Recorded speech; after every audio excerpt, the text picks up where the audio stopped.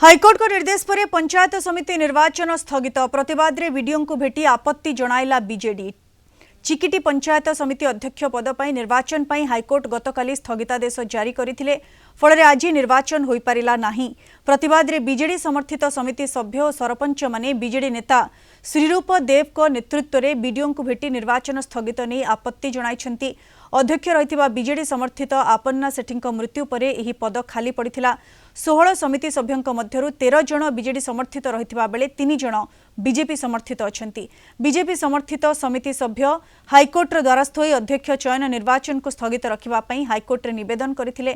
संख्या गरिष्ठता थाई मध्य निर्वाचन को स्थगित करि देथिबारु एहार प्रतिवाद रे आगामी दिन रे राजरास्ता को ओल्हाइबो बोली कहिछि बीजेडी।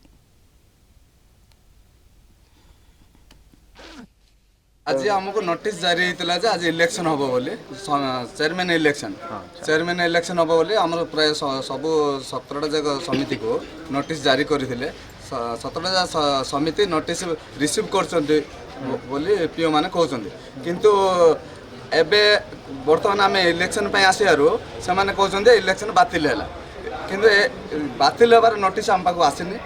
30 तारिख रे चिट्ठी पाइली इलेक्शन हम बोली किंतु मो आज ब्लॉक को आसथिले आ इलेक्शन हम बोली थिला किंतु वीडियो सर कहउछंती सेटा स्टे हे जायछि सेटा कोन पे स्टे हे जायछि आमे जानिबा को चाहूछु आ से चिट्ठीटा आज पर्यंत पाइनु बंद होबा पाइन।